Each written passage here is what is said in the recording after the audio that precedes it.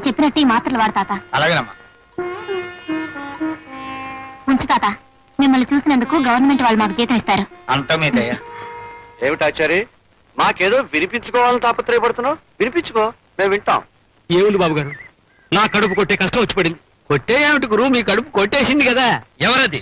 వాడి మెడకాయ మీద తలకాయ లేపేస్తాను. మాటకు ముందు తల్లేపడం ఏమిటయ్యా? ఇప్పుడు ఊళ్ళోకి వచ్చిన డాక్టర్ అమ్మ రోగులందరినీ గొర్రెల మందలా తల వైపు తిప్పేసుకుంది. ఇప్పుడు నా దగ్గరికి మా ఇంటి పక్క మీద కూడా రావడం మానేశాడు. అక్కడికి మందులు ఇచ్చి ఉచితంగా ఒక స్వీట్ కూడా పెడతామని బోర్డు పెట్టామండి. నువ్వు ఇచ్చే స్వీట్ తింటే మరిన్ని రోగాలు వస్తాయని భయపడి ఉంటారు లేవయ్యా. అబ్బా, నువ్వు ఉండవయ్యా మునసవు. గిరాకీ పోయి దివాళా ఎత్తేసి నేను ఏడుస్తుంటే నీకు తమాషాగా ఉంది. ఎందుకయ్యా ఆచారి మరీ అంత బెంగ పెట్టుకు ఏడుస్తావు?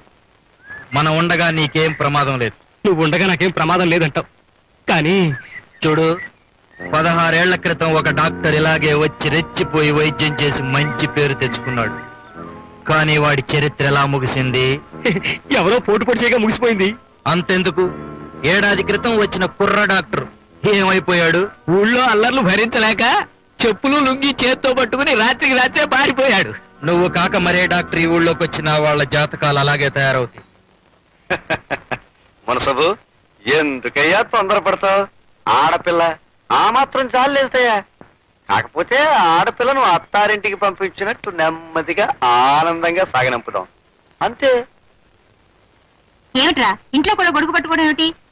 చూసేవాళ్ళు నీకు మతిపోయిందా మీ అయ్యగారికి మతిపోయిందా అనుకుంటారు. నేనేం చెప్తాను అమ్మగారు, అయ్యగారు పక్కనుంటే చాలండి, దీని మట్టుకితే తెచ్చుకుంటదండి. ఇంతకీ అమ్మాయి అక్కడ? ఒంట్లో బాగుండలేదని పడుకుందండి.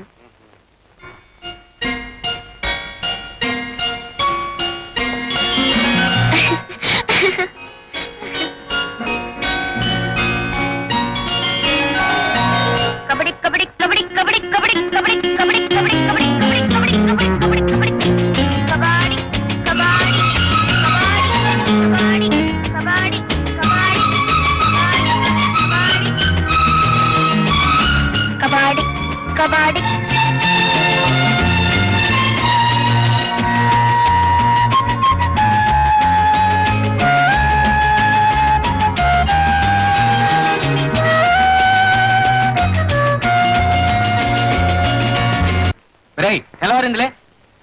నేను లేవలేనన్నా, నా వల్ల కావటం లేదు. ఏమైందిరా? అబ్బా, ఒళ్ళు కాలిపోతుందే.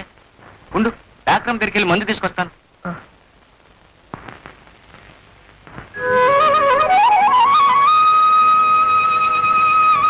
కమలా, కమలా, నేను చెరువుకు స్నానానికి వెళ్తున్నా, వస్తావా?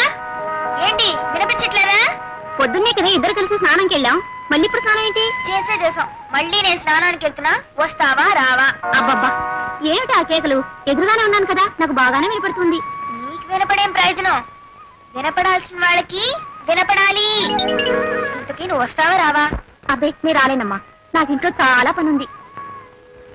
ఏయ్ సోంబేరు మొహమా, నువ్వు రాకపోతే నాకేం భయమా? నీ ఒక్కదానే వెళ్ళి హాయిగా స్నానం చేస్తాను. ఇదిగో వెళ్తున్నాను. ఏమిట్రా, ప్రొద్దున్న నుంచి జ్వరంతో మూలుగుతూ పడి ఉన్నావు? హాస్పిటల్కి వెళ్ళి ముందు తీసుకొచ్చేసరికి ఎక్కడికి బయలుదేరావు? అన్నా, తల్లి జ్వరానికి సన్నీళ్లలో మునిగితే వెంటనే నయమవుతుందట. సైన్స్ బుక్ లో ఉంది, అందుకే చెరువు దగ్గరికి వస్తాను. సైన్స్ బుక్ లో ఇలాంటి పాట ఉండటం పంతుల్ని నాకే తెలియదే. For more updates, like, comment, subscribe to our channel. Hey darlings, గంటని click చేయడం మర్చిపోకండి.